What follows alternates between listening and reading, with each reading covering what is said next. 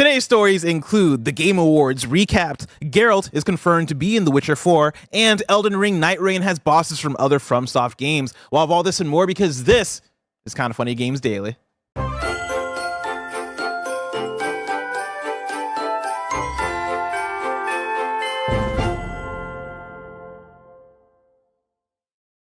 Yo, what's up? Welcome to Kinda Funny Games Daily for Friday, December 13th, 2024. I'm one of your hosts, Blessing Adeoye Jr. Joining me is the master of hype, Snowbike Mike. Bless. Happy Friday, big dog. Happy Friday to spend it with you. Getting ready for the weekends. Coming hot off of the Game Awards 2024. It has been a fun end to the week. We're looking at one more week of content here at Kinda Funny before we go on break for the holidays. It's a good time. It's a very good time. Very good. How are you feeling? Like, is your energy up after last night? Or I know you were here late playing some Helldivers too. We stayed late, me and Greg Miller, until about midnight here on the West Coast, Best Coast, playing Helldivers 2 new updates. I'm feeling good, Bless. You know me, I usually stay up late anyways. So I've turned on here after Gamescast. Thank you. But I'm turning on right now. I'm a little tired, but I'm feeling still good. Yeah. Because I got a lot of things I want to do. Oh, yeah? I want to take flight in Microsoft Flight Sim. I want to play Marvel Rivals with my best friends. I want to rank up in Call of Duty. I want to play more Indiana I want to play Jones. more of that Fortnite Ballistics. I want to play more Fortnite. I can't rest, Bless, okay? Mm-hmm. I'll rest when I'm dead. We're going to play more Magic. We got to play Magic. That's all I can think about. Magic with you. Being introduced to Magic was such a detour for what I thought my December was going to be, because I've not been getting shit done. Yeah. I had plans. I had games I wanted to play. I wanted to catch up on things during the year. I've not had a game that I have procrastinated on playing more than Prince of Persia: The Lost Crown, and I'm at the point where I'm just like, give it up. Like maybe I'm just not gonna play it by game of the year. You know what? You're right, Bless. I opened up about 14 packs of Magic cards 2 nights ago because of you. And as I'm reading all the cards descriptions, I'm seeing the beautiful art on each one of them. I'm putting them in sleeves. All I'm thinking about is, what deck can I build? How can me and Bless just sit down and just look at all these cards, shuffle through them, organize them, build decks, play against each other? How do we just play Magic? Like, Bless? I know there's not really a real way that I can track my hours in playing Magic because it is a physical game along with the amount of arena I'm playing. Yeah. But like, if I think about it this way, my Steam hours for Magic Arena say probably around 30 hours.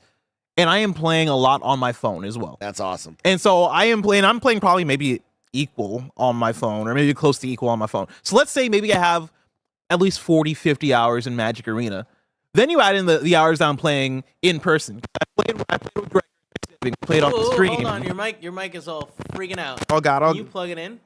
Hello. Check 1 2. Can you hear me now? Can you hear me now? Yeah, we can hear you. It all.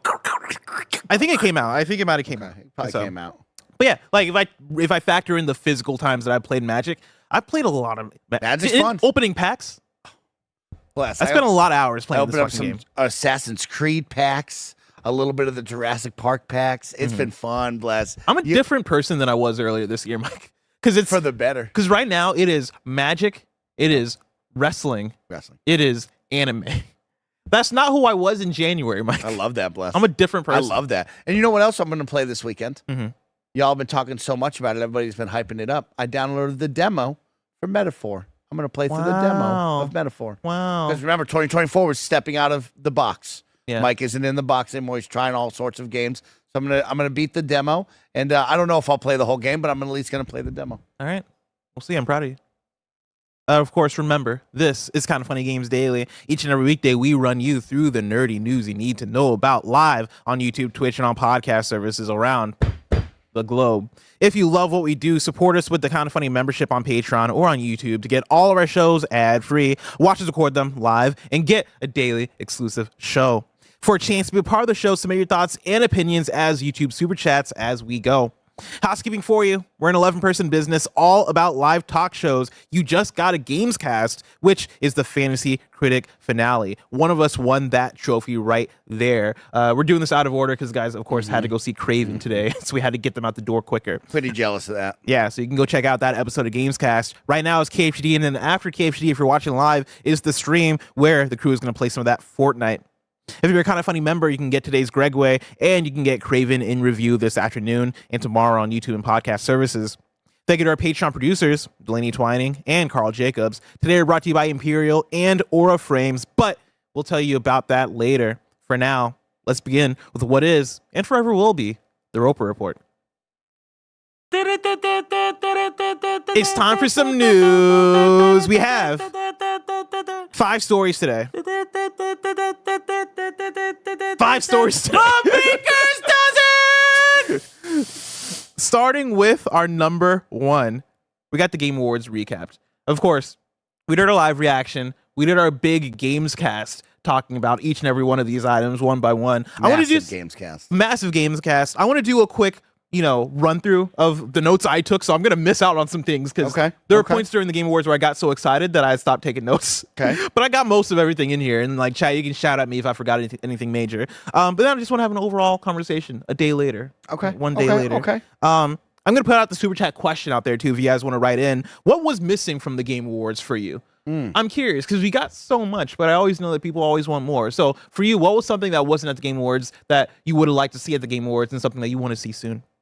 Going through the announcements, though, we got Ninja Gaiden Ragebound. That's coming from the Blasphemous devs and Dotemu, and that's coming out summer 2025. We got One Move Away. We got Slay the Spire 2, a new trailer that's coming out in early access in 2025. We got Dave the Diver in the Jungle, which is a new DLC coming late 2025. We got Thick as Thieves. Shadow Labyrinth, which is that Pac-Man game. We got Steel Paws. That's coming 2025 in partnership with Netflix Games. We got Tales of the Shire that has a March 25th release date. Midnight Murder Club, the new game from Velen, got another trailer, and it's an open beta right now. Kiora is a new game from the Core Keeper dev that looks kind of like Terraria. Rematch was announced coming from Slowclap, which are the devs of Sifu and Absolver. That's coming summer 2025. It's a soccer game. Let's fucking go. We got Solasta 2. The Witcher 4 got its first reveal, its first trailer, starring Ciri, of course, coming from CD Projekt Red. After that was Elden Ring Nightreign, the new co-op standalone Elden Ring game coming out in 2025.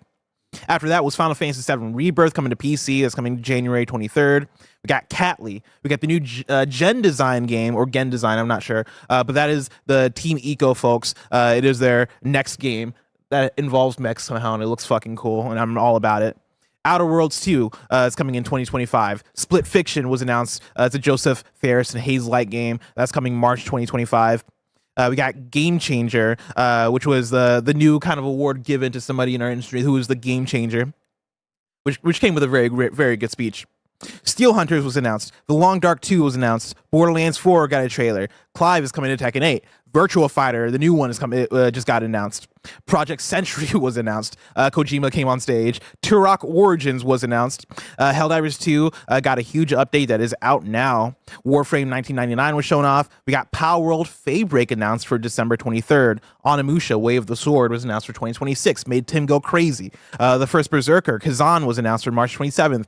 Arad, Dungeon and Fighter, was announced. Dying Light, The Beast got a trailer. Hunt Showdown, Murder Circus got a trailer. We got Stage Fright, which got a trailer. Game of Thrones, King's Road, a cool third-person action adventure that we learned was from on mobile and made us all go, aw, aw. Aw. Sonic Racing Crossworlds was announced and shown off. Mafia: The Old Country got a summer 2025 window. Dispatch was announced for 2025. It is a game from people formerly of Telltale, and it stars a lot of people that you know. Okami, the sequel, was announced, and it's coming from Capcom and Kamiya somehow. And lastly, Intergalactic: The Heretic Prophet was announced and got a big showing. It has a soundtrack from Trent Reznor. That's the new Naughty Dog game. It's been in development since 2020. It's starring Top T Gabrielle. Nice. Goddamn. And that is that the Game lot, Awards Wes. announcements. We're going to go through the winners, but I'm going to pause here for a second. Mike, a day removed now from the Game Awards.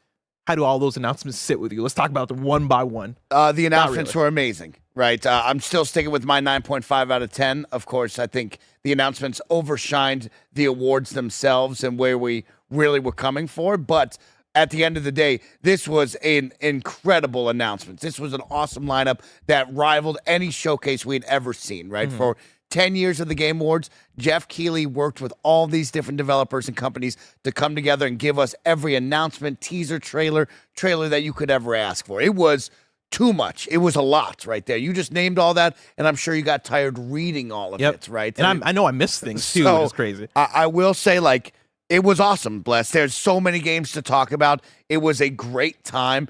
sprinkled in with the, of course, awards that I'm a big stickler for. I think Jeff has taken all of that criticism. He's taken all of the feedback and said, okay, let me find the perfect balance. And I think the balance was just a little heavy on the announcement side. But I think next year, he's going to find that. I want to dig into right that on the money. Because, of course, you mentioned that yesterday during the show. And because there's so much to talk about, we don't always get to dig into things.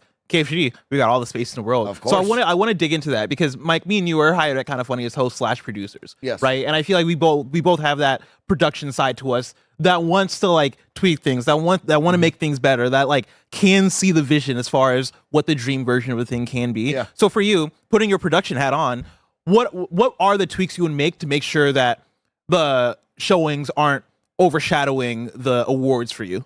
I think I would just take a couple away. I think when you read that list, there's just too many. I think we got lost in the sauce of the announcements and the trailers and the world premieres. And it was exciting, don't get me wrong. But we definitely put a back seat to the awards. And I think the issue for me is if you ask people coming out of that awards show, if you ask people who watched it, they would probably be hard-pressed to tell you who most of the winners were, if not maybe one or two categories. And I think that was where I've always appreciated the Game Awards and shows like DICE, where it's, we get to see the hardworking human beings that make the games that we love go up on stage, get their flowers, or spend that moment of like, here's the nominees and pan across. You know, we talked about it on the Gamescast, how you would improve the Game Awards, and I know I was a little more quiet on that, but I do think complementing that with maybe a red carpet kind of opening interview would maybe benefit a show that was so announcement heavy. Might have been a little bit better of, hey, we got all the different developers coming down on a red carpet. You can see them live and in person. They talk a little bit. We get to know and see them more than, hey, these are just faces on a screen that come on for half a second. Or, hey, I don't really know who makes the games that I love. I want to get to know them more. I think that would be a better complement to this. And that was what I was going to add. But yeah, I mean, also at the same time, like, you have a legend in Faker who wins Esports Athlete of the Year again, right? This is a guy who was like at the top of his class, who has dominated the League of Legends world for decades, right? And like, no sign of Faker. Now, I'm sure it's very tough to organize travel, get someone over here like that. But like, that's an award that like just comes and goes and no one ever thinks about. I do think there's like 4 that could probably be tossed out. That's one of them. Doesn't really match this show. But like, if you're going to have it on there, Faker should probably be in the building receiving the award. That guy is like the GOAT of video games here. So yeah, that's my only complaint about it all. I think when you do the announcements, if you want the hype moments, Jeff nailed it. That was too much. It was amazing. Yeah. Yeah, I hear exactly what you're talking about, right? And like, I think it's tough to figure out how to fit it in a way that allows people who are watching to care and not feel like it's being drawn out or not feel like it is, oh man, all right, like here's the dip in the show. Because usually when there is the dip in the show, it's usually Jeff paying the bills, right? It's usually like, okay, here's the Zenless trailer. I'm going to stand up, go use the restroom, walk away from this. Oh, here are the commercials. Here's the mobile stuff that's going to come out and come through. I think yesterday's show for me was the most tightly produced and like, I think best paced show. And I totally hear you and with you as far as there is a leaning more towards the announcements than the awards. But I think this also goes back to the Greg conversation that we had during our How to Fix the Game Awards conversation, our Gamescast, which was Greg being like, yo, you're looking at a duck and wondering why it's not a chicken or whatever the fuck he said, right? Like, I do think that the way in which they dish out the awards kind of is the duck portion of what this is, right? Like, this is about the hype. This is about, like, Jeff throwing all of his production effort into a thing, and he's trying to make something that is as entertaining to watch. And I think the thing that I do appreciate about it is that I think more so than all the previous years of the Game Awards, it did feel like I was getting speeches that I was invested in. I was getting moments like the Game Changer thing. Yep. I was getting the Sven orchestra killed it. The orchestra killed it. But I do think that you might be onto something as far as the like a red carpet situation. Yeah. Like I like that they call the opening act. I think that maybe that does give room to a 30-minute portion before that is the pre-show. And that could be a red carpet. Let's talk to the developers. Let's actually talk to the studios. Like I know me and you, I assume maybe I'll speak for myself, right? I don't need to see that many celebrities. Like it's always fun to see Snoop Dogg and all that stuff. I get more excited about hearing what Sven Vink has to say from the Baldur's Gate team, right? Like I get excited to hear what the I didn't write down his name, but the guy who won Game Changers and gave such a great speech. I loved hearing what he had to say, or what Nicholas Doucette had to say about how much he loves Nintendo when he's accepting the award for Astrobot. For me, those were the best moments of the Game Awards when you're talking about personalities being given a microphone. Yeah. Like those are the best moments. We should be able to figure out how to make more of those moments happen as opposed to a celebrity on stage going on and on about whatever it is. I like that. Well, let's get back to the fun because I'm sure people don't want to just hear me critique about the award winners. Let's talk about the cool announcements for just a little bit because, yeah, that's where we're going. There was some really great ones there, Bless. I mean, too many to go over, but I will highlight one. I'm still blown away that we are getting Rematch, the Sifu soccer game. I cannot believe that there was a meeting where this team came together and they said, how do we follow up Sifu? And someone raised their hands and was like, let's make a soccer game. That is such a big bet on yourselves. Let's make something that we're passionate about type idea when we live in such a world of like, no, you would follow up Sifu with the Sifu 2 because that's going to sell and people are going to want to jump on that. Now you kind of go, well, we're betting on ourselves to make something great here. We got to prove to the world that we can make a soccer game in 2024 and beyond, which is insane to think about right now. With a game like FIFA, who dominates the conversation, you have these very small, just tiny sports games that don't really break out. I think of 3-on-3 freestyle, right? Which is very similar to what this game will be. It's like, can that break the mold and be bigger than what it is? Or is it just going to come and go? I'm very interested to see this, but the announcement is hype, right? Because you think of Sifu, like you brought up, the movement, the controls, the art style, right? It has the making of like, oh, I could understand it being a soccer game. I could see them doing this. Yeah. Can they nail that? I mean, I think I'm so fascinated by the talent of that team and how well I think that could translate to a sports thing, right? Because like I know when we say action game, Sifu was an action game. Yeah. Oftentimes when you hear the word action, you think about fists flying, you think about guns blazing, you think about somebody getting stabbed, right? You think about like violent actions. But I think when you're talking about video game design, I think action is even more so like, I guess the mechanic translation of pressing a button and action happening on screen. And so in Sifu, you press a button and you punch. You press a button and you dodge. You press a button and you roll. You do whatever, right? Like what that comes down to are mechanics feeling good in action. I think that translates so well to a sports thing, right? Like it doesn't have, I think just because they're not making a game that's not punching doesn't mean that them making a game that is about a sport or whatever isn't going to translate as cleanly. I think it's actually a very clean translation of their skills, and I'm super excited for it because I think there is the side of it as far as what was the game you mentioned, 3v3 freestyle. Yep, freestyle. Like we see a lot of those sports games that are like the more arcadey ones. I think come and go and try and fail. This to me feels more along the lines of Rocket League meets FIFA Pro Clubs in a way that I'm like, that's genius. Yeah. That has potential to go big. And one of the reasons I really like this is a team that doesn't strike me as we got to do this for the money or we're doing this to like get a big player base so we can pay the bills or whatever. Of course. They've tried and failed with multiplayer stuff. Like Absolver came out and Absolver was the game before Sifu. That was it was essentially multiplayer Sifu. And I tried that shit and I was like, this ain't it for me. And it feels like I don't think I heard many people talk about that game beyond that, right? They've tried and failed with that. And I think for me, Fifu, which is what I want to call it. Like this game feels like a more of a passion project than a we got to pay the bills sort of thing. I think they really want to make a multiplayer like fun action thing happen for them, and so I'm really rooting for it.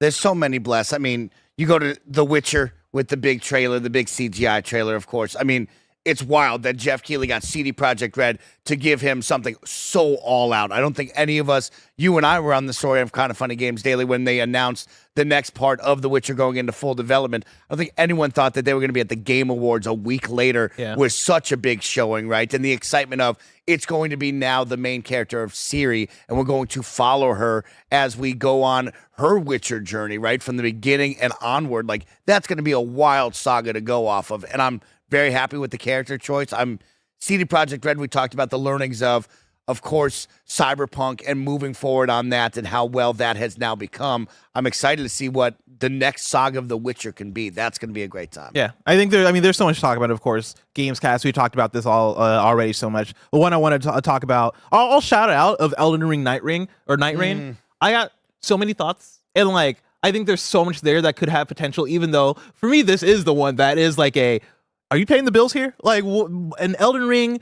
like co-op, roguelite, like you're going to mash up some of the other games. I love it, but I'm also like, what a weird, this doesn't feel like it's just such a weird choice as far as what you're doing with this IP here. I love it because this sounds like my exact type of shit. Yeah. I'm gonna play the shit out of this game. Hopefully, if it comes together and it's clean, it's good. Which, come on, it's from software, so you expect it to be. But it is such a weird. Wow, I wouldn't expect this from them. But we're gonna talk about that later because there's a story about Elden Ring. That was a wild one of like we just came off of last week as well. Them talking about next DLC for Elden Ring, how they were like, no, there's no more DLC for that. We're going to move on to the next one. I didn't think we'd see an Elden Ring multiplayer game that mismatches different Dark Souls bosses and areas as well. This is going to be a lot of fun to see this come together. I like the test subject of what does it look like multiplayer? How do we really blend this a little more smoothly than what I've experienced with Andy and Kevin ASX when we usually play multiplayer Dark Souls and Elden Ring? I'm pumped up for this. This is going to be, that's a win in my book. Another one, Dispatch, right? Dispatch was very exciting to me. I've always loved the Telltale games. I've loved those choose-your-adventure games. And the idea of these superheroes with that art style, Aaron Paul, of course, in there, that is a cool mix-up of a lot of great voice actors and talent with a fun story. I'm interested in that one. That one's got me. I've missed Telltale games, right? Like I'm... me and Greg and Janet and folks are super into games like Life is Strange, and I think there's something that is, I don't know, there's something that is very charming about games that are about making those choices and stories that feel unique in video games, stories that stand out because they're going for something that you can't really maybe get out of an action game or like other genres, right? Hey, let's do a narrative choose your own adventure story game that is giving us something that we might not be able to replicate in other ways. This one looks super unique. I love the art style. I love the overall tone and tenor of it. The cast they have is insane. I love the games that they mentioned too, because they're what they say. They said from the makers of Tales from the Borderlands, and I forget they said Wolf Among Us. Wolf Among Us. Yeah. And I actually haven't played Wolf Among Us. I probably should, but I love Tales from the Borderlands. Mm-hmm. And I think if you're shouting out video games of, hey, these are the things that we've worked on, I feel like those two in particular. I know Wolf Among Us has like a very strong fan base, and Tales from the Borderlands, people I think love and respect the writing in that game because it's very funny and very good. And so I have faith in that one. There's so many announcements. Yeah, I want to bring in some super chats because of course I asked you guys what was missing from the Game Awards. Calvin Perez writes in and says, I would have loved a moment to have Sam Lake introduce who's adapting Alan Wake at Annapurna. I'd love Sam to do instead of just a trade report. I don't know what you mean by the last part, but yes, that would have been cool to see more from Sam Lake and what that team is working on with Annapurna. They were great with Sam Lake, though. How he presented that award was a ton of fun.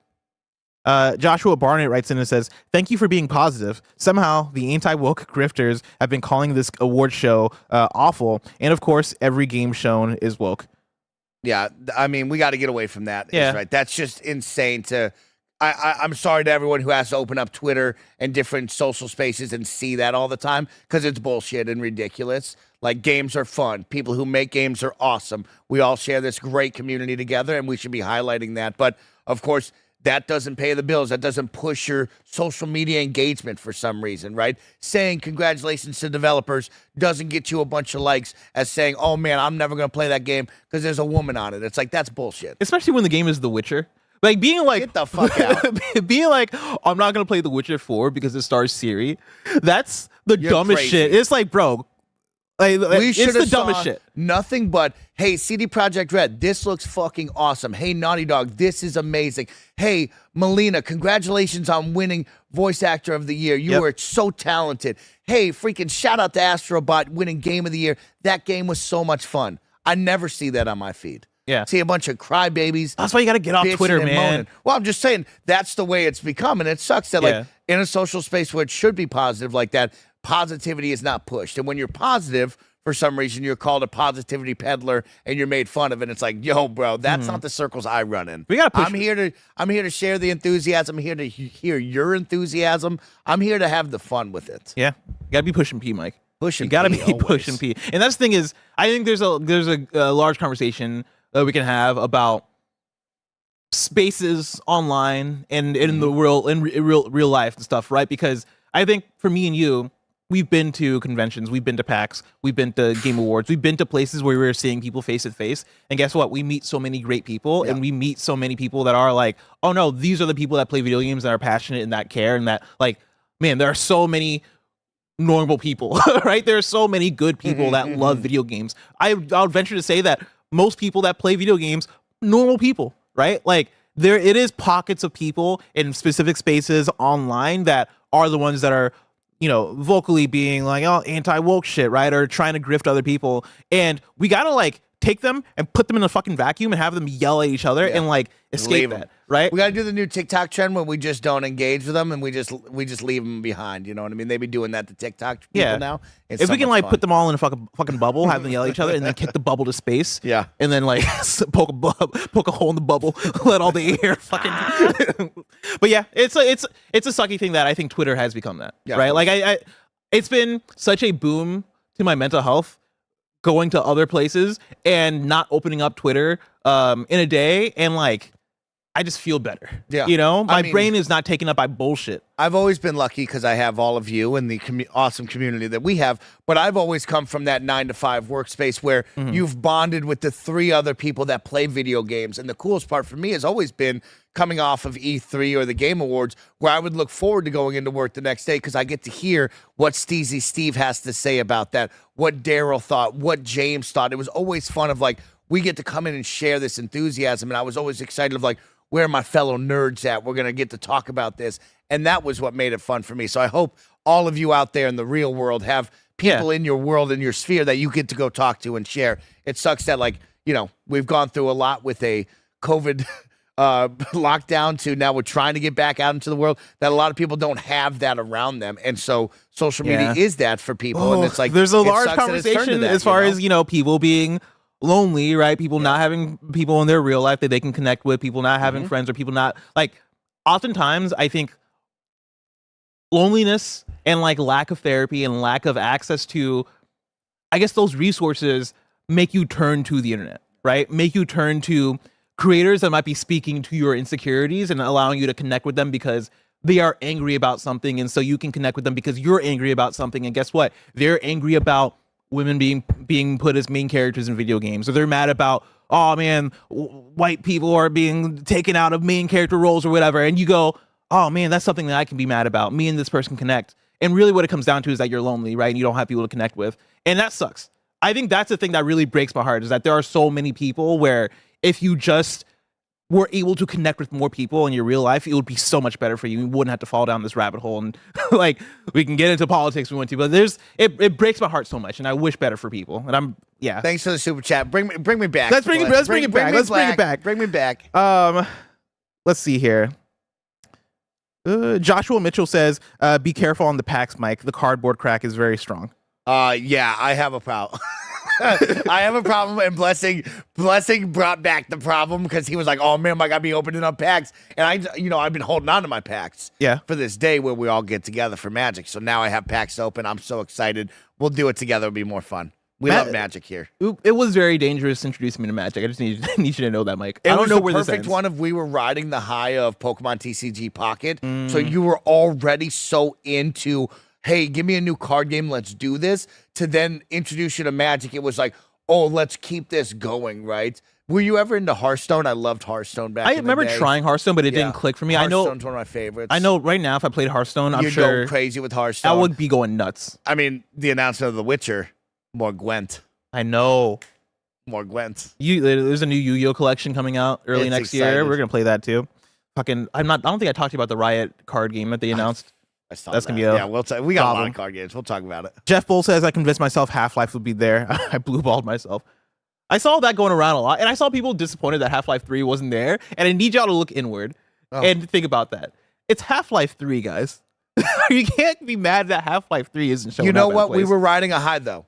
Like, Jeff had an incredible slate of announcements, and we were on this tear for like 2.5 to 3 hours, where at the very end you could have believed anything was going to come on stage, and we did. Like, throughout that entire show, you were at the 90% marker going, he could have anything. Yep. He was about to bring out Snoop Dogg for Def Jam, and I was going to be like, oh my God, it's back. That was going to be crazy. Yep. That's how high we were riding that. It was a great time. Orel Sanchez says, for me, TGAs were missing a montage of the best awards moments from the past 10 years. One of them to celebrate their own history a little more. I think that's very good feedback. That's very well said. That would have been really cool to see. Yeah, like even if it is just a 3-minute thing of the best award acceptance speeches, we can see Greg accepting his speech. We can see like the game.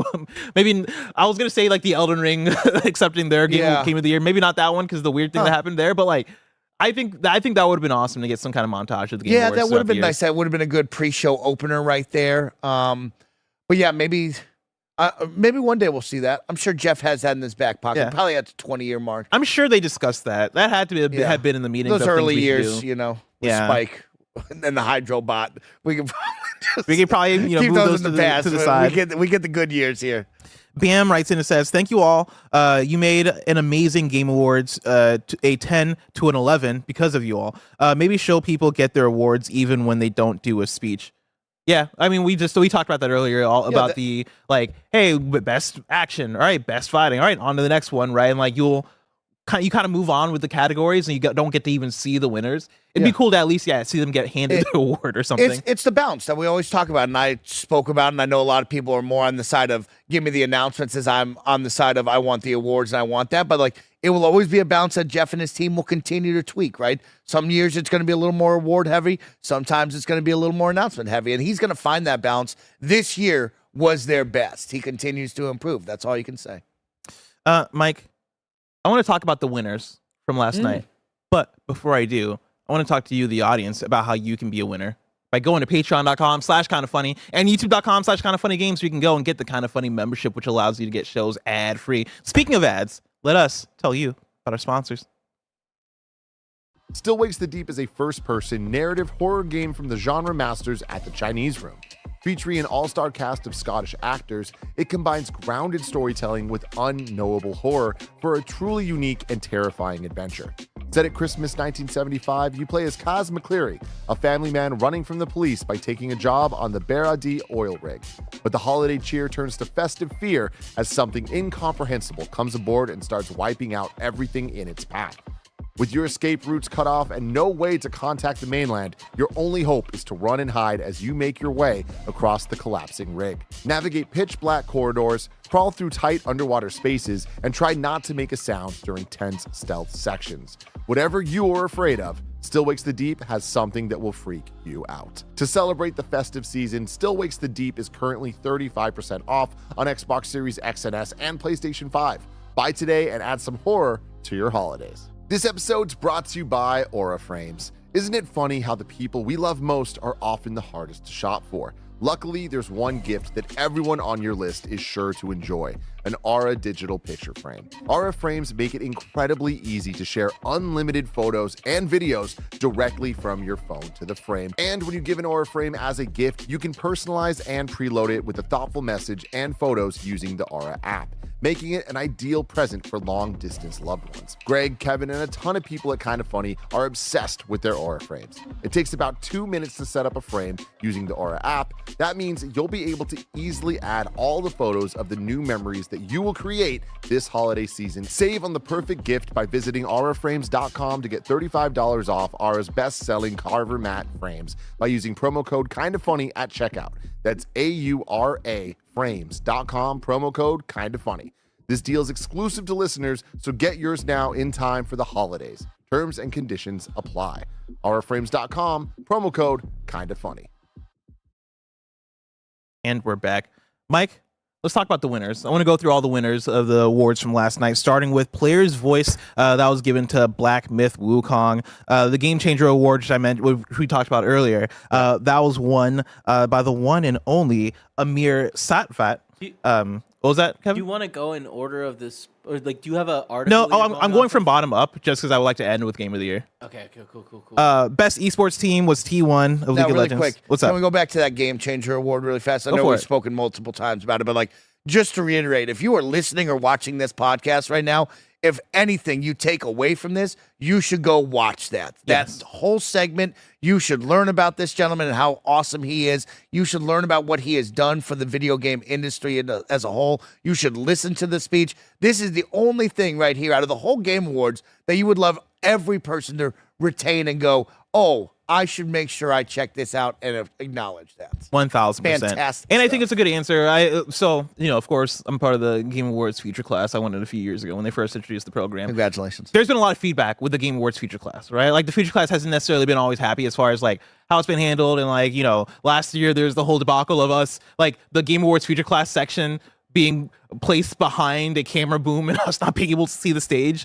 And like those are tickets that we still pay for. Like we get a discount, which is cool. But like people are still paying money for those tickets. And like I think there was enough feedback that made Jeff and the team go, all right, how do we do this? What do we turn this into? Do we take away Future Class, do a different thing? I think Game Changer, the way they just did it here, is a good answer to the complaints that people had to Future Class. He's done a fantastic job highlighting young voices like yourself and many others from the beginning of Future Class of, hey, it seemed like a lot of games media to content creators to developers. Then it felt like the next year was, hey, we're going to highlight developers, actually. That's where I want to be with this. To now this year, if this is going to be what it is, fantastic job. Yeah. And I think he's always done great on that, figuring it out. To speak to it more, too, I think the big thing here that I do love about Game Changers is it is about highlighting somebody, putting them on stage, giving them a microphone, and allowing them to speak and allowing them to do something that inflicts change, that inspires people, that actually feels like it matters. I think the problem with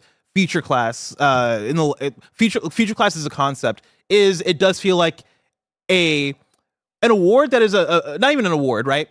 It feels like, I guess, an honor that is, hey, we got a bunch of people. Here's 30 people and they're diverse and put them on a webpage. All right, cool. On to the next thing, right? And it almost feels like hey, here's how many diverse people that I can highlight, as opposed to actually highlighting them in a way that matters. It's not last year there was the whole thing of members of the Future Class wanting to get that space to be able to talk about what's going on with the genocide in Gaza and what's going on with layoffs and other things. And it very much felt like the Future Class was ignored and not paid attention to. I think that made a lot of people mad and a lot of people upset. So I think this is the right way to do it, the way you did it this year. I'm sorry you felt like that, and that's how it was. I'm not talking about me in particular. Like on the outside, yeah. right?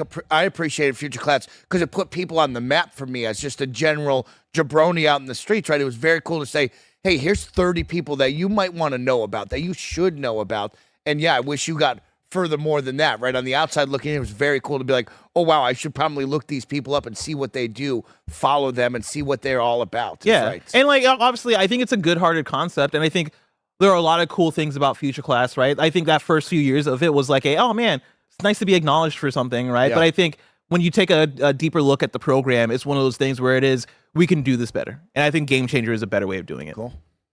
You got Best Esports Athlete. That was won by Faker. Best Esports. The GOAT. The GOAT, right there. The GOAT. Let's reiterate that. He's the GOAT. Best esports game was League of Legends. Best VR game was Batman Arkham Shadow. Best sports/racing was EA Sports FC 25. Best sim/strategy game was Frostpunk 2. Best family game was Astrobot. Best community support was Baldur's Gate 3. Innovation in accessibility was Prince of Persia: The Lost Crown. Best fighting was Tekken 8. Best action was Black Myth Wukong. Best action adventure was Astrobot. Best content creator was Queso. Games for Impact winner was Neva. Best role-playing game was Metaphor Fantasio. Most anticipated was GTA 6.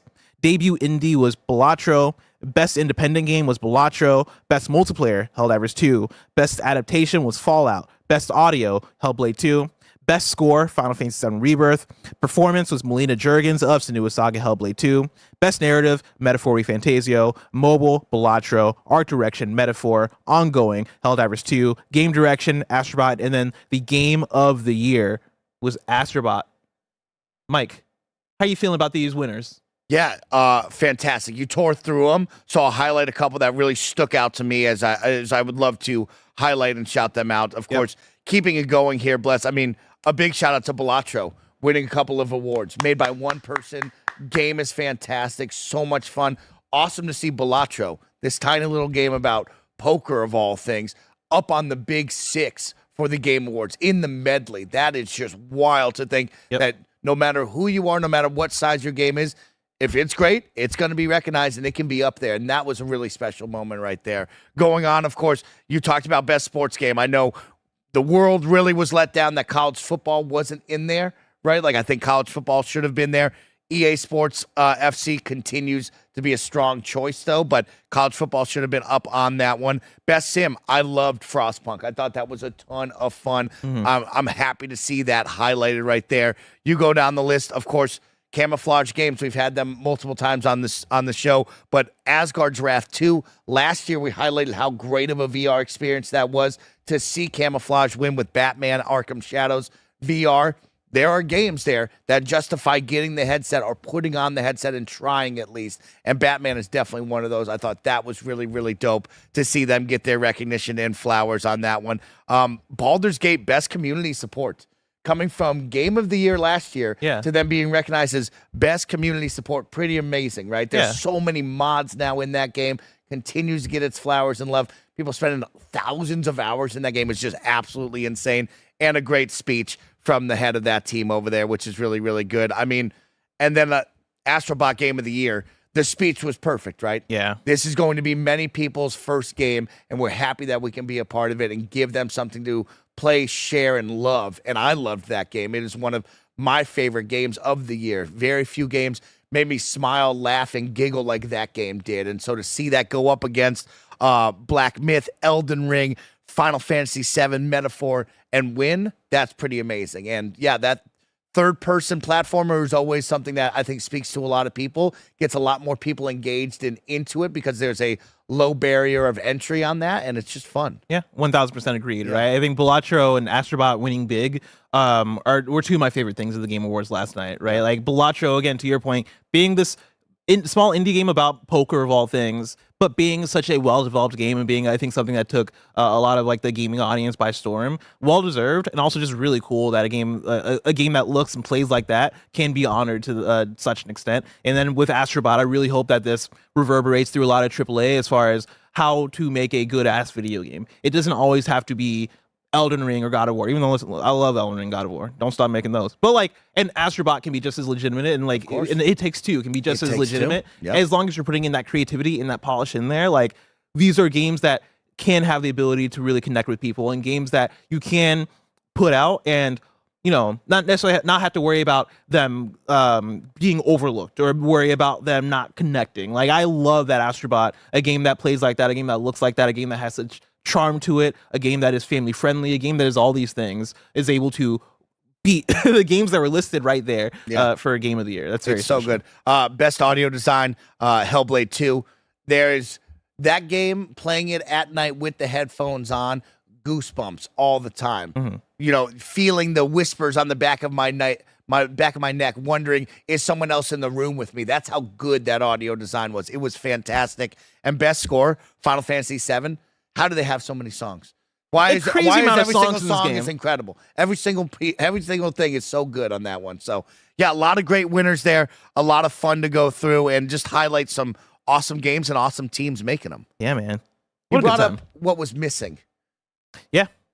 You know what was missing? What's that? I was surprised that Xbox only brought one with Outer Worlds 2. They brought a lot of ads with This Is Not an Xbox, no of course. The Dark Ages. That shocks me. I was a little surprised we didn't see more Xbox in the mix, especially after last year. I thought this year, but we've heard it many of times from developers and teams of like, it's very difficult to look at one of your teams and say, hey, cut me this trailer by this date. Let's do this, right? So like, no matter where they are in the pipeline, but they have so many teams. That's where I'm at. Well, that's why I would highlight them of like, I was surprised they're missing because they have so many games, so many teams, so many things announced during the summertime that I'm surprised that at the biggest stage in December, when we start wrapping up the calendar year and all of the highlights that they've had, that this is not one of their like kind of mainstays. And I think Greg touched on it at the end of the night of like Naughty Dog showing up big here, of like maybe next year other teams look at that like Nintendo and an Xbox and go, we want to be there too.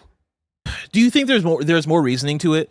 Like, do you think this is them maybe holding off for a developer _ direct, or do you think maybe it is a thing of, I don't know, like I don't know how this would happen, but like maybe they're like, oh, we know Naughty Dog's thing is going to be there and going to be the closer. We don't want to put Doom: The Dark Ages next to it and have it feel like it's in a shadow. Because you just highlighted 20 plus games, right? And so like I would want my games to be in the mix. I think they do have a lot of events and communication tentpoles that they go through throughout the year that maybe they are they don't have any more to share there. I think it's always on the developers of like, can I get this team to create something for this and have them spend resources while they should be developing the game and, you know, maybe enjoying a nice holiday break. I think it's tough for that one too. Yeah. But yeah, I'm surprised with all those teams and games that they weren't there. No Nintendo. Yeah, I was right? gonna say, on a similar Nintendo note- Switch 2 is looming. Where's that? I know that's I mean, its they're own not. thing. That's the but, thing like, is they're not going to talk about shit right now. Like that's I true. would want Nintendo to be there too, but to talk about their big upcoming games, they will need to talk about the Switch 2, and they're not course. going to talk about the Switch 2 here, right? Like I imagine, hopefully in the next month or two, we finally get that reveal. no IO Interactive with James Bond. We Yeah. still just patiently wait for that to get excited of like, we all know and we want that. I can't wait to see that. Let it build up, man. I know it's The already building. Listen, the longer you make me wait, you make me wait, IO, like the hotter it's gonna be when we get there. It's so hot, right? Like fucking tease me, IO. Of course, you know, your boy Mike really wanted Rockstar to work with Jeff and bring Grand Theft Auto. We always talk about GTA is way bigger than anything. They don't need anyone. But, like, yeah, Rockstar continues to sit on. After a year since the trailer, we haven't gotten anything since. As you guys did the Gamescast, it's, like, wild to think of, like, where's Grand Theft Auto? When do we start talking about this again? Where is Grand Theft Auto? So excited. Very exciting. Kevin, I got a question for you. How far are we into this episode? Because I didn't do a good job of seeing what time we started, because usually we're at 10 a.m., but this is a weird one. We're 45 minutes and 57 seconds. Oh, fuck in. yeah, we got time. All right, let's move on to story number 2. Geralt is in The Witcher 4, and that is indeed Doug Cockle's voice in the trailer. CD Projekt confirms. This is Wesley Yinpool at IGN. If you watched The Witcher 4's debut trailer during the Game Awards 2024, you'll have heard a line of dialogue that sounded very much like it was coming from the previous protagonist, Geralt. Quote, "Time for a new saga. See you on the path," end quote.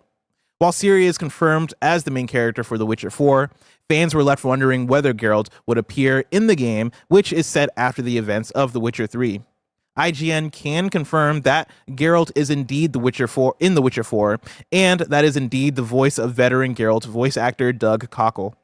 Confirmation from CD Projekt itself, which told IGN, quote, "Geralt will appear in the game, but we don't want to spoil his role precisely. You'll have to wait to learn more for now," and quote. We're going to end the article there. But Mike, Exciting. of course he's got to be in there. Exciting. It's Geralt. Yeah, of course. And with coming off of the Wild Hunt, we know that he has a very big piece in Ciri's life right there. So it's like, where will he be used? How much will he be used? A mentor? Will he just be another Witcher that maybe we meet at certain areas and we catch up with? I don't need him to be the star, as it is all about Ciri, and that's what I'm here for, is that next her journey. But like, yeah, of course you want the mainstay of all the Witcher games that you remember from before to have a nice little appearance in this. It'll be fun to see how they use him. Very little, a lot. Where's that at? Yeah, I mean, I don't know. I didn't play enough of The Witcher 3 to be even able to like predict, right? But I'm so excited for this. Like, this is one Of where course. I mean, they got big shoes to fill here, or not big shoes to fill because they're making it, but like, it's a big thing to live up to. The Witcher 3, when it came out in 2015, I think immediately sent ripples through the industry as far as how much of a step up it felt as an RPG. And time has moved on, right? It's going to be, by the time this comes out, over a decade since the release of The Witcher 4, or since the release of The Witcher 3, I mean. And a lot has changed. A lot has been innovated on. Baldur's Gate 3 came out. You know what I mean? Like, Cyberpunk came out, right? Like, I am so fascinated to see what The Witcher 4 looks like, because I believe in them with this. Like, I think they're going to knock this out the park. Yeah. And I had to put an asterisk on that because we're coming off of Cyberpunk, which had a very extremely rough launch and all that stuff. But The Witcher 4 is one that I think has that is going to be one of the biggest games of the year that it comes out, right? It is going to be very highly anticipated by the time we get there. So I'm just very excited and curious to see what that looks like in 2027 I can't wait. or A lot of dope 2028. stories to tell, monsters to slay, combat to be elevated, gameplay to be taken to the next level, graphics, Now- world. Like, there's just so much. You go down the list of like, can't wait to see that, can't wait to see that. How do you improve this? Far out prediction for you, right? The last time this came out, Witcher 3 came out in 2015, the same year as Fallout 4. And I think it's safe to say that Witcher 3 was the winner there as far as like the game of the year conversation. if this comes out same year as the next Elder Scrolls, You read my mind. what do you think ends up happening? What do you think do you think they continue? Do you think it's a repeat? We as gamers eat big. We have a great year of awesome video games. Mike, get controversial. All right, pick a winner. All right, I know we eat. I know we the gamer win. That's not what I'm asking. Win. We have a great time. That's not what I'm asking. People go, oh my God, The Witcher is so great, and they forget about Elder Scrolls because nobody's on forgetting about Elder Scrolls. You want me to get controversial? I'm giving you the controversial one. Nobody's forgetting about Elder Scrolls. They get mad because Elder Scrolls is still stuck in the past with the Bethesda ways, just like we saw with Starfield, where they love what they get from Bethesda games, but they want something more. They want to somehow elevate these systems that have been built upon and the normal ways that we go about it, and they wish that it would be taken up to the next level. That's the only controversial thing I can say for you. I think I agree with. Now, I think we all are extremely pumped because it's more Elder Scrolls, which everybody loves and adores, and Witcher. It's like, man, what a great time. Add in the next Larian game to the equation. put all of them out in the same year. Like, so they're not making Baldur's Gate. It's pretty exciting to see what their next thing is. But I feel like people would want a Baldur's Gate. Of course, I agree. I mean, I'm excited. It's probably going to be another Divinity or maybe something entirely different. Yeah. But yeah, I don't know. I think we're in a great time for RPGs. They're like RPGs in the last generation. You brought up Obsidian with 2 RPGs next year. Crazy. Outer Worlds 2 and Avowed. I mean, that's very exciting. If you love RPGs, you've had a great year with them this year. And yeah, RPGs continue to really shine. And it's going to be a lot of fun. Let's talk about Elden Ring with story number 3. Elden Ring Nightreign features bosses from Dark Souls. This is Ryan Dinsdale at IGN. From Software surprised everyone at the Game Awards 2024 last night with the reveal of co-op spin-off Elden Ring Nightreign. But if that's not shocking enough, it also features bosses from Dark Souls. Fans were quick to notice the debut trailer for Elden Ring Nightreign appeared to feature one of the Dark Souls' most infamous bosses, the Nameless King from Dark Souls 3. And game director Junya Ishizaki confirmed to Famitsu in an interview translated by Automaton that baddies from Dark Souls will in fact appear. Their appearances will be limited, Ishizaki said, as they represent creatures that have strayed into this twisted version of Limgrave from other universes. While he only mentioned Dark Souls, this theoretically opens the door for other From Software games, such as Demon's Souls, Sekiro Shadows Die Twice, and, dare we say it, Bloodborne to cameo. Elden Ring Nightreign drops up to 3 players into a condensed version of Limgrave from the main Elden Ring and tasks them with surviving. Enemies and structures are procedurally generated to allow for a varied experience, with players encouraged to battle to grow stronger and survive the night when a boss appears. Surviving 3 days and nights spawns a major boss for players to take down, and the game has 8 in total for players to conquer. So you're fighting essentially 4 bosses, 3 mini bosses, and then the big boss at the end. Yes. Every single run, we'll call it. Yes. They have pre-made character classes that you choose from. Wait, yesterday, I believe is what we. Okay. I think that's what Greg read yesterday. It seemed like there was character classes that you choose from, as opposed to we just choose what we want to build and kind of build that out. It seems like they're pre-made. I'm into this. Bless. I'm very excited. I'll just call it like an Elden Ring boss rush mode. I'm interested in that, especially with my friends. I mean, Demon Hacker in chat says Elden Risk of Rain. Like it has that vibe of it seems like it is just a roguelite. Like an Elden Ring co-op survival roguelite game, which is exactly what I want out of a video game. Even though I still stand by, I think it is kind of a weird one. Like I think it is a bit of a bizarre turn, a bizarre path for From Software as far as what you can do with the Elden Ring IP. Because, this strikes me as very non-canon, right? And this might be more of an Andy question, but he brought up the lore and the story. This feels like fan fiction. It doesn't feel like that. Yeah, it will be really interesting to see what you look at it like that. I don't know. It feels right of like, this is a very small project. It's clearly not Elden Ring DLC. It's going to be its own standalone thing, testing multiplayer to make it smoother and better. A much smaller project of, we just take the bosses we've already had, shove them into these tiny arenas and let you fight them. Like, it feels so much like Metal Gear Survive. Yeah. And I don't mean that derogatory. Like, I mean that just in the way of, like, hey, you're a game developer. You want to make something. You want to, continue to feed the Elden Ring fan base that, loves this game and loves the combat. Maybe as a game developer, you have some gameplay ideas you want to mess with, right? And, come on. The combat that they have in these fucking games, I think would work so well in a roguelite setting, could work so well in a boss rush / co-op setting, that I think they look at that, they look at the assets that they've made already with Elden Ring and go, yo, we can make something and put it out in 2 to 3 years if we wanted to. We can start with X amount of bosses, and we can just add bosses. We can over just time add bosses when they want more.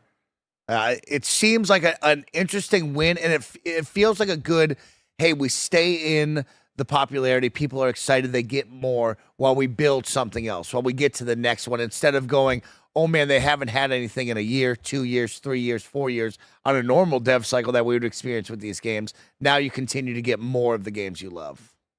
I'm excited for this. Should This be is exactly what I want. Remove Nick from the Elden Ring squad. Put me in there. I want Blessing? You have my word. You're on it. Thank you. Yep. That means I'm not on there. Story number 4. Cat Bailey and more are leaving IGN. This broke recently, like during Gamescast, and so I've not been able to like look into it that as deeply as I'd like for this. But I'm pulling from a tweet from Ethan Gotch from Kotaku on Twitter. He tweeted out, IGN news director Cat Bailey is leaving today, along with an exodus of other employees following buyout offers from Ziff Davis. An incredible talent and games media veteran whose work I've loved and followed for what feels like forever. Wild stuff. Of course, Cat Bailey, super talented. She's been on Kind of Funny before. I've hung out with Cat Bailey plenty of times before. An exodus of other employees as well, right? Following buyout offers from Ziff Davis. What is going on here? This is nothing wild. Good.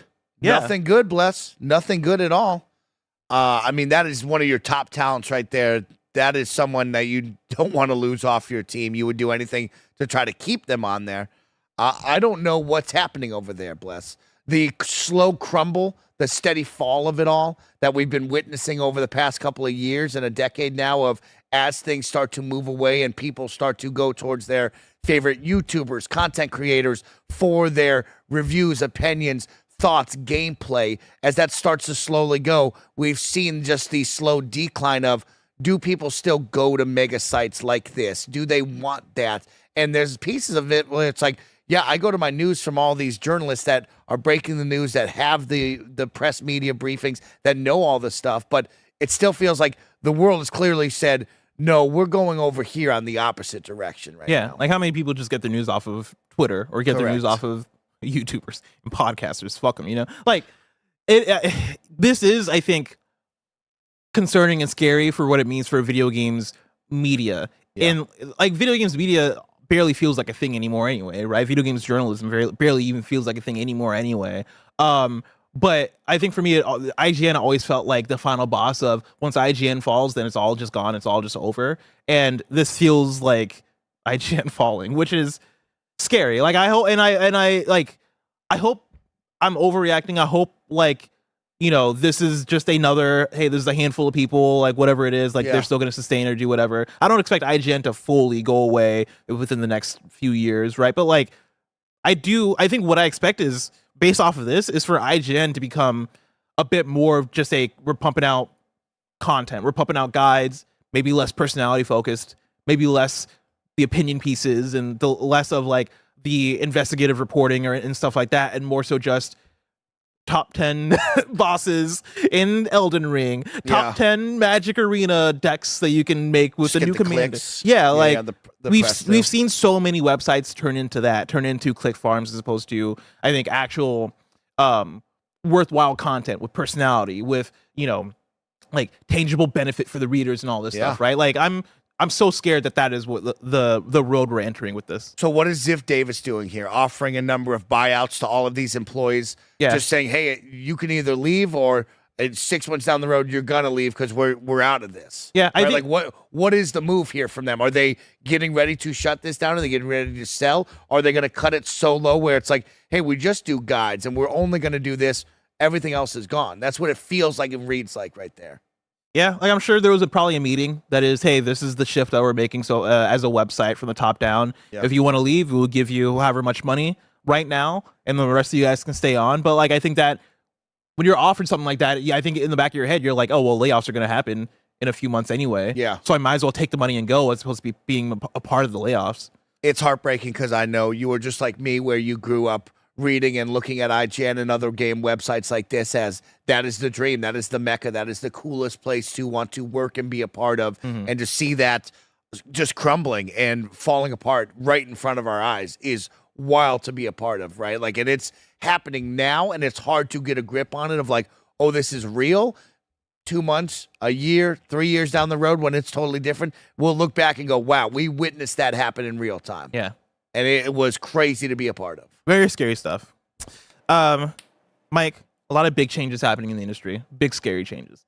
Go support the people you love. If you have certain people that you see on that list that are leaving, Kat Bailey has her podcast, Blood God. Yep. Acts of the Blood God, I believe is what it's called, which is an RPG podcast. Go check that out. Go support that. Kev, I think your mic is on. Use your social media to say, hey, you have been incredible. I've loved your work. Go uplift them. Go encourage them. Go tell them how much they meant to you. These are the times right there where it's like you want to see something positive on your feed. These people want to be rallied behind and deserve to be rallied behind for all their hard work. Show them some big support. Big support. But Mike, if I wanted something smaller, say the tiniest news I need to know about, where would I go? You'd go out and give a small little hug and some love to the We News channel, where we cover all the small news items you need to know about, Bless. Story number 5 is Wii News. Squid Game Unleashed will be free for everyone at launch. And then from VGC, the Epic Game Store and GOG have announced new PC game giveaways. Epic is giving away The Lord of the Rings Return to Moria free of charge, while GOG is giving away the Whispered World Special Edition. If you are somebody who is on a budget, who likes just free things in general with maybe subscriptions you're already paying for, you should always be keeping an eye out for what a lot of these companies are doing, from Epic Games to Amazon Prime and Prime Gaming. They are, during the holidays, they're just giving away games. So now is the time. Take advantage of them. Just collect them. As we always say, at least just take them, put them in your cart, put them in your library. You don't got to download them, but just take advantage of this stuff. And also shout out to Squid Game. Shout out to Squid Game. We did talk about Netflix and how Netflix has games, and they're trying. They're trying. They are man. still trying. And they sometimes they say they're not trying hard enough or like make a big enough impact, but like if you turn on your phone right now and scroll through, you'll see there's a list of like, here's our games, and Grand Theft Auto San Andreas is on there. Talk about Hades on there. Like, they got games. They're trying. Games. Immortality. Take advantage of the subscription services you're paying for. And that is it for Wii News. I checked you're wrong. We ain't got no you're wrongs, but we do have some super chats here that we can end the show with. Let's see. John Van Pelt writes in and says, what Witcher should I start with? Haven't played any, but I'm hyped for 4. Start with 3. Yeah. Go into 3. 2 and 1 are a little old. If you're jumping in for the first ever time, this is the moment that you should be jumping into. It's hard for me to recommend 2 and 1 if it's really, really your first time. So 3 is good enough. I think you would enjoy 3 a lot. Biggie Bakes writes in and says, my 8-month-old son started our day-to-day at 5 a.m., but I got to enjoy the reaction VOD as we had our breakfast. Thanks, guys. Video games are awesome. Thank you so much for watching. A lot of reaction, a lot of a great podcast there. And if you're waking up early, turn it on, have it in the background, and enjoy the moments with your son. That's beautiful. C Village writes in and says, card gamers, give Arkham Horror the living card game a shot. Oh, shit. I think I've heard of that, but I've not actually looked into it. We'll look it up. I like that. Demon Hacker writes in and says, hot take, Elden Ring Nightreign counterpick in 2025 draft. I like it. Smaller, condensed thing, multiplayer focused. Right? Like, there's only, what you read, like 8 bosses there. So I think maybe people will be like, oh, there's not enough content here. Maybe a lower score than what we would normally see. But a lower score. I'm just saying, hey, for the counterpick argument there. If I had a guess, based on just what we know about Elden Ring Nightreign, like this isn't based off of anything. I've not previewed the game or seen it or anything, right? Just based off of the details we know, I'm saying throw it in it. 83. Oh, I was going to go with 85. Yeah, I was thinking 85 too. Yeah, say we're in the same mind of this isn't going to be like an Elden Ring. I don't think this is a 70, which is like a counterpick area, right? You want 70 or lower, not to release, but like to me, if I look at that, I go, I don't know if I want to counterpick that. That feels like an 85. Like this isn't going to be a round Elden Ring Nightreign, not a round 1 pick for me. Yeah, maybe my last round. CJ says 75 to 80. I like that. I mean, maybe. If somebody says I think it's a 78. Maybe. We'll see. I don't. It's definitely not impossible. It's very different from what people want from them, right? So we'll see how. And it's like it's the kind of game. If it wasn't from software, if I read this from any other developer, I'd be like, oh, that's gonna fail.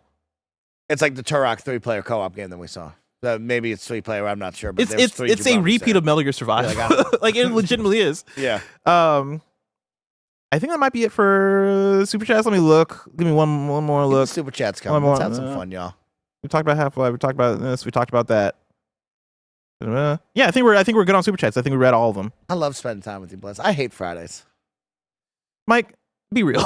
Fridays are the best. I hate Fridays. They suck. You're not ready to sleep in tomorrow? You know what the best part is? We're going to continue the streams and the content here in Kind of Funny. Twitch.tv/KindofFunnyGames, YouTube.com/KindofFunnyGames. We are going to continue to play games and hang out with you, the best audience here on the internet. We're going to talk games. We're going to have some fun. We're going to jump into Fortnite, maybe even play some ballistics mode with Kevin and Joey. Fuck that noise. And Blessing. Boo! And so we should have a really good time. But yeah, it's going to be a great time, y'all.